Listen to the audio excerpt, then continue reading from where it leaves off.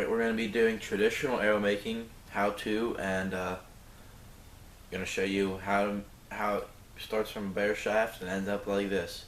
Stick around. Here we got a cedar shaft. Cedar is wood, and full length is like 33 inches, and we're going to turn it into an arrow. Alright, here we got ash shafts. It's a mouthful.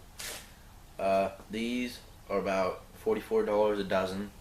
We've already cut them down to my draw length, and my draw length was about 26.5 inches, so we cut them to 28. These are tapered shafts, which means from the knock, which is here, to the point down here, the diameter gets smaller. So, and you know, ash is a great wood to use. Cedar, laminated birch, but cedar's the lightest, birch is heavier, and ash is like in the middle.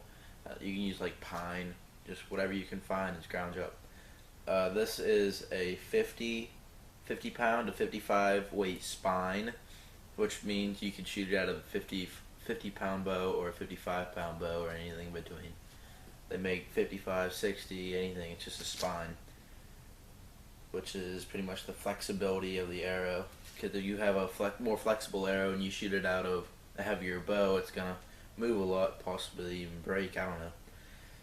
So we're gonna show you how I got to this point already, and it only took me about maybe an hour to do all of this. Stick around. The first thing you want to do after you get your arrows out of the box, you're gonna get your draw length. It's easily. You just grab a finished arrow and you get your bow, pull it back to full draw, have somebody grab the tip of the arrow about an inch in front of where your bow rest is, and you just let down your draw, and while they hold on the arrow, and you measure from this crease in the knock down to their finger, and say it would be 26.5 like mine. We added on about an inch and a half to 28 inches, so it's not right up against your handle.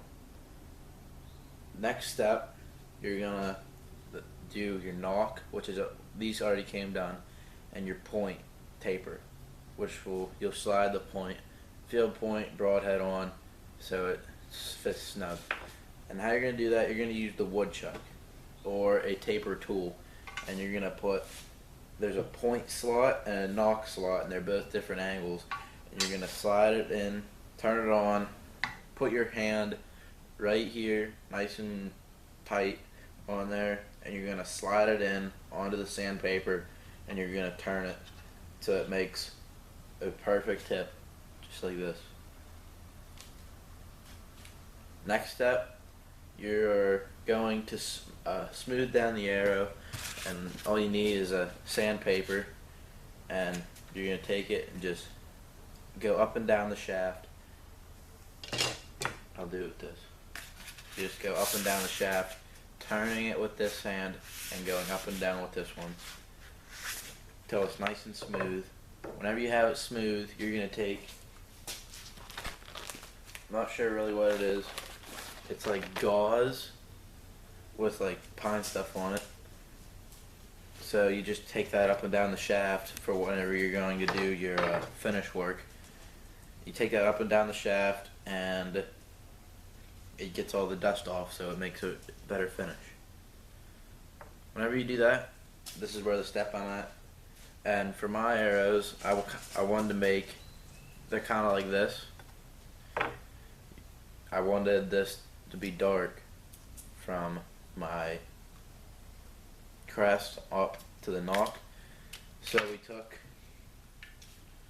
stain and finish seal. Just take a little bit with a brush and you just put it in there, and you want a real thin layer on there to make it like this.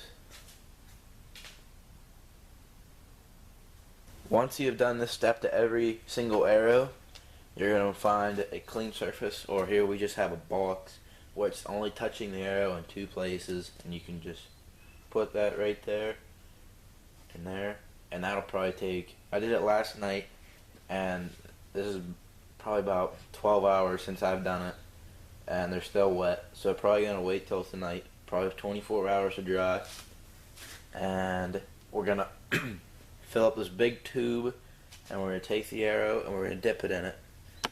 Next step you want to do, fill this tube up, and this is made especially for arrows. You're gonna fill that all the way up to the top with your finish, and you're gonna take the arrow and you're gonna dip it in there all the way down, and you're gonna hold it in there for a little bit so that the entire arrow is covered. And then whenever you have the entire arrow covered, hang it up on like a wire with clothespins just like this, and let it dry. I've already done this step, and you're gonna let that dry. Here's my shafts I have. Put nocks on them. That's just with glue. And now we have the little arrow spinner. That's what we're gonna paint. We're gonna paint our crest right here. And what you want to do is you want to make up a crest. And here I made one just on a little piece of paper. It's gonna be 1.5 inches long with a black, orange, black, white, black, orange, black crest on mine. And I'm gonna put that right there. I'm gonna paint all 12 of these. And I'm gonna show you how to do it. Okay, we have our shaft spinning in the arrow turner. And what I did is I took a little tape measure, and I want my crest to be 1.5 inches. So I drew a little line here, and I just had the pencil on it, and it makes that line real even. And the middle I want to be at 3/4 of an inch, so I just put it right on that where it transitions from the dark to the white. And then 1.5 inches, I drew another line. So that's how big my crest is going to be right there. And what we do, we take our paint. You can get this at any craft store, general craft store. They got orange, white, and black. Paint brushes, large and big, so you can get the smaller one. And we're going to start painting these up. Alright, here's my crest on the shaft. Turned out really good. It's going to match the fletching of the arrow really well. And I'm going to paint it up again for you. I'm just going to throw on the black, because whenever you do it all at one time and the paint's wet, it'll mix and it looks really, really bad. You don't get the fine edges. So I'm going to do black, space, black, space, black, space, black. I'm going to, whenever it dries, I'm going to fill it in later.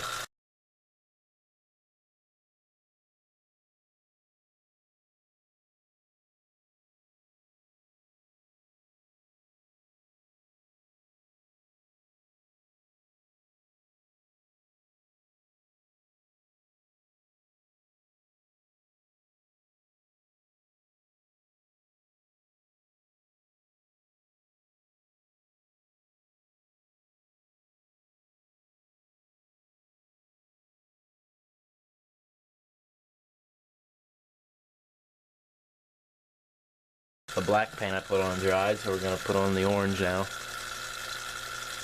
And the white.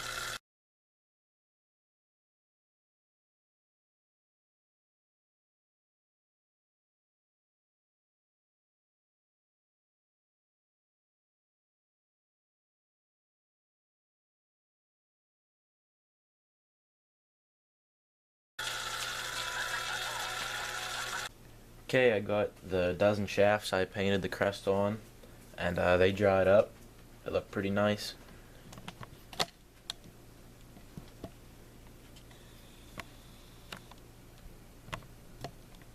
They're ash shafts, and they look pretty good.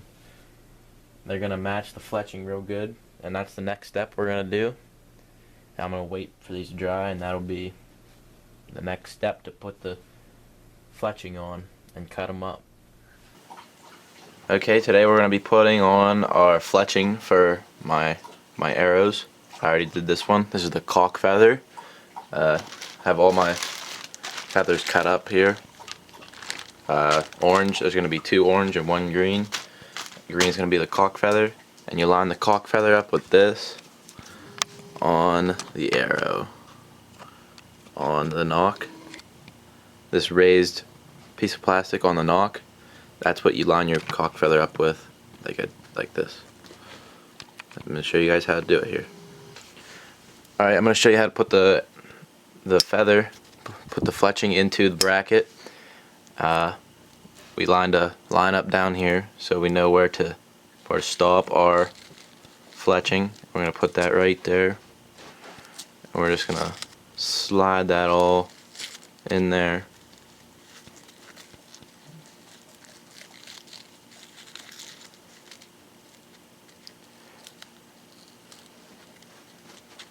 What we want to do is have just the white plastic part stick out.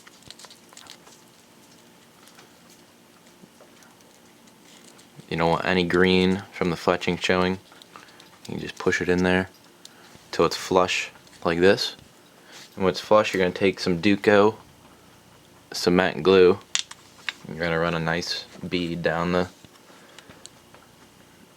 the white part of the fletching. Alright, whenever you have it glued, you're going to slide it into the bracket. You're going to slide your clamp this is your clamp, and you're going to slide it into this bracket and attach it to your arrow. Always make sure when you're doing your cock feather that this plastic piece on your nock is raised, because that's where you want your cock feather. Alright, this bracket has a little slit right here, and you're going to put this in that little slit, and it'll slide right in perfectly. Just push it down. Don't push too hard, you could break your arrow, especially if you're using wood. Just make sure it's all snug up against the arrow. Whenever it's on there, you let it dry, and while it's drying, you work on the next one. Let me get these done. Okay, got all of them done, and whenever they dry, I'm going to work on the other feathers, the orange ones. We're going to rotate them, and we're going to put those on the sides. Okay, got most of my orange fletching on here on my arrows. I'm going to put on the last one, and I still have to do the other side to them. I need one more orange fletching on them. I'm going to put this last one on and let these dry and put on my other orange fletching.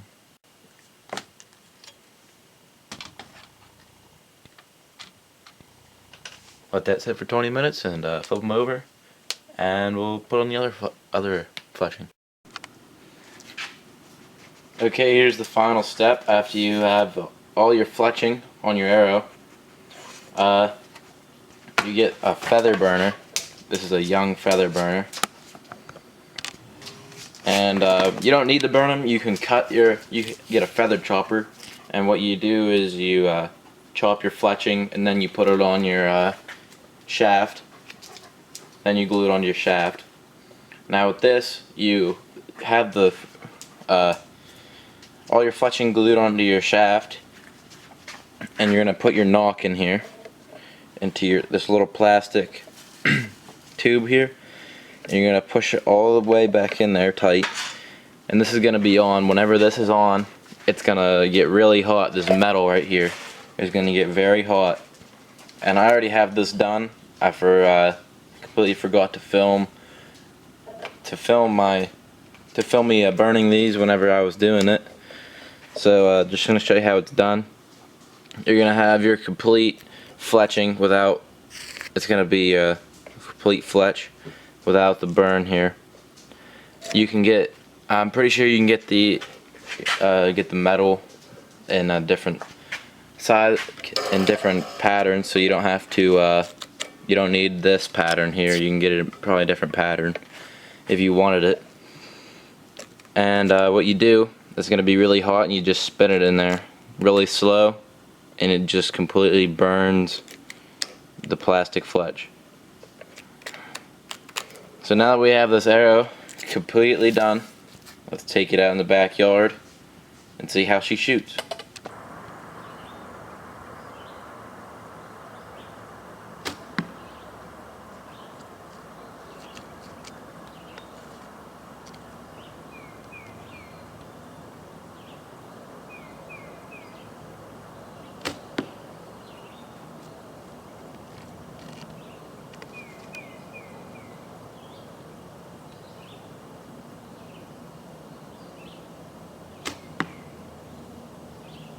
Thanks for watching, guys. Hope you guys can make a good arrow just like those.